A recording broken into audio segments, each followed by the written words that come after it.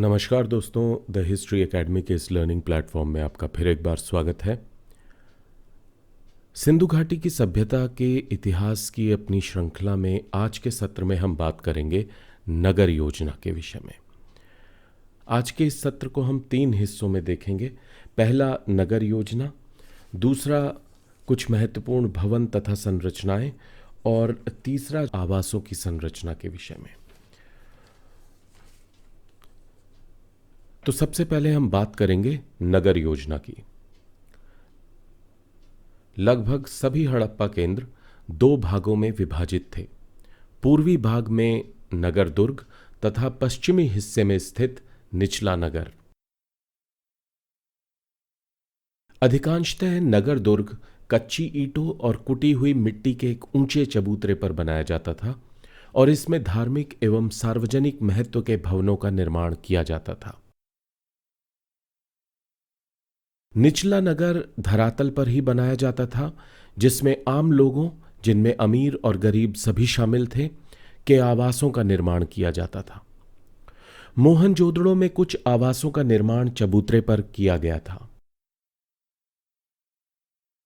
अधिकांश केंद्रों में नगर दुर्ग और निचले नगर की अपनी अलग अलग प्राचीरें बनाई गई थीं, परंतु नगर योजना के इस नियम के कुछ अपवाद भी थे। लोथल में हमें नगर दुर्ग और निचले नगर में कोई संरचनात्मक अंतर नहीं मिलता। यहां की पूरी अविभाजित बस्ती एक ही दीवार से घेरी गई थी। इसी तरह बनावली में भी पश्चिमी और पूर्वी हिस्सों का विभाजन विद्यमान नहीं है। हालांकि यहां नगर दुर्ग अन्य स्थानों की अपेक्षा ऊंचाई पर एक चबूतरे पर बनाया गया था और इसकी अपनी एक अलग प्राचीर थी। धोलावीरा का हड़प्पा केंद्र 2 की बजाय 3 हिस्सों में विभाजित था: नगर दुर्ग, मध्य शहर और निचला शहर। इस तरह की नगर योजना अन्य किसी भी हड़प्पा केंद्र में नहीं मिलती है। अब हम कुछ महत्वपूर्ण भवन तथा उनकी संरचनाओं के विषय में बात करेंगे और इसमें पहली संरचना जिसके विषय में बात कर रहे हैं वो है वृहद स्नानागार, the great bath, Mohenjodaro. Mohenjodaro के नगर दुर्ग में स्थित यह स्नानागार 11.89 मीटर लंबा, 7.1 मीटर चौड़ा तथा 2.44 मीटर गहरा था। इसके चारों ओर कमरे बने थे, जिनमें दूसरी मंजिल तक जाने के लिए सीढ़ियां बनाई गई थीं। स्नानागार के उत्तर व दक्षिणी भाग में इसके तल तक जाने के लिए सीढ़ियां बनाई गई थीं। पास ही के एक कमरे से एक कुआं मिला है, जो संभवतः इस स्नानागार के लिए जल का स्रोत था। इसी तरह स्नानागार से एक नाली जल की निकासी के लिए बनाई गई थी।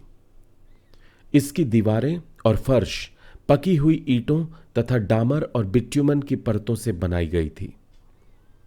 पिगट और कौसाम्बी जैसे विद्वानों ने इस स्नानागार को एक धार्मिक स्नान कुंड के रूप में पहचाना है। धार्मिक स्नान संबंधी धार्मिक विश्वास आगे भी हिंदू संस्कृति का एक अविभाज्य अंग बने रहे। अन्नागार, मोहनजोदड़ो। इस अन्नागार की लंबाई 55 फीट तथा चौड़ाई 37 फीट थी। इसमें भट्टी में पकाई गई ईंटों से 27 खंड बनाए गए थे और इन्हें 9-9 खंडों की 3 पंक्तियों में बांटा गया था। ये सभी खंड एक दूसरे से 1-1 मीटर की दूरी पर बनाए गए थे, जिससे इनमें ठीक से हवा का संचार हो सके। इस अन्नागार की अधिरचना लकड़ी से बनाई गई थी, जो अब नष्ट हो चुकी है। विशाल अन्नागार, हड़प्पा, द ग्रेट ग्रैनरी। यह अन्नागार नगर दुर्ग और रावी नदी के बीच स्थित था। इसमें 2 खंड थे और हर खंड 15 बाई 16 मीटर परिमाण के 6 भागों में बटा हुआ था। दोनों खंडों के बीच 7 मीटर चौड़ा रास्ता था। माल की आवाजाही की सुविधा को ध्यान में रखकर ही शायद इसे नगर दुर्ग से बाहर रावी नदी के समीप बनाया गया था। सभा भवन, मोहनजोदड़ो। 27.43 वर्ग मीटर क्षेत्र में फैली यह संरचना नगर दुर्ग में वृहद स्नानागार के समीप ही स्थित थी। इसमें दो दो ईंटों को जोड़कर 20 स्तंभ बनाए गए थे, जो 5-5 स्तंभों की 4 पंक्तियों में विभाजित थे। विद्वानों के अनुसार यह एक सभा भवन अथवा एक बाजार था। गोदीबाड़ा लोथल डॉकयार्ड। खुदाई में लोथल से गोदीबाड़ा प्रकाश में आया है, जो 216 मीटर लंबा और 37 मीटर चौड़ा था।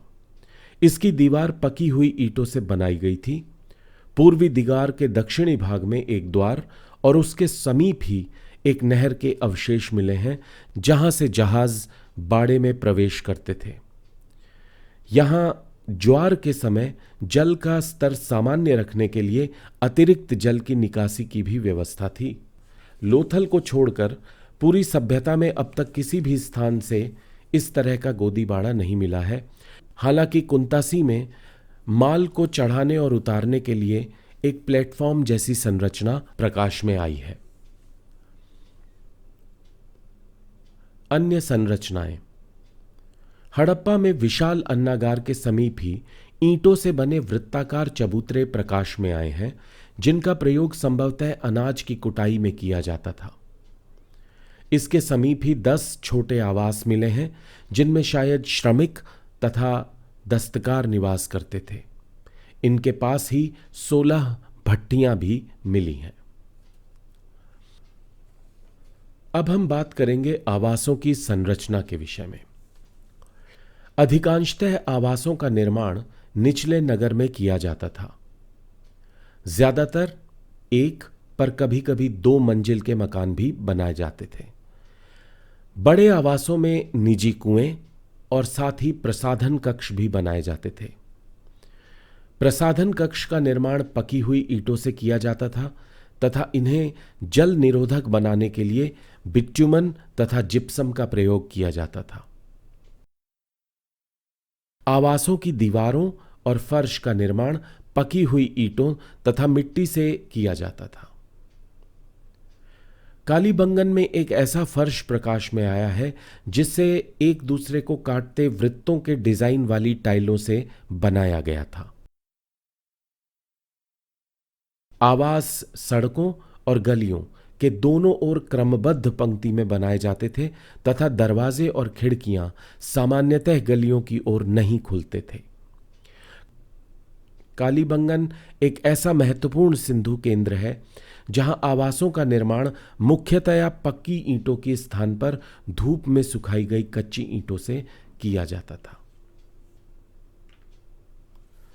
तो आज के इस सत्र में हमने संक्षेप में देखने का प्रयास किया है कि सिंधु घाटी की सभ्यता की नगर योजना से संबंधित क्या क्या जानकारी हमारे पास है।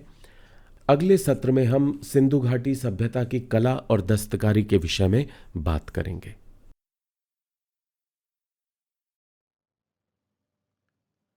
द हिस्ट्री एकेडमी के इस लर्निंग प्लेटफॉर्म से जुड़ने के लिए आपका बहुत बहुत धन्यवाद। यदि यह प्लेटफॉर्म आपको उपयोगी लगता है तो कृपया इसे लाइक, शेयर और सब्सक्राइब जरूर कीजिए और साथ ही बेल आइकन को भी प्रेस कर दीजिए, जिससे हर नए वीडियो का नोटिफिकेशन आपको अपने आप मिल जाए। जल्द ही एक अन्य सत्र में आपसे फिर मुलाकात होगी। तब तक के लिए नमस्कार।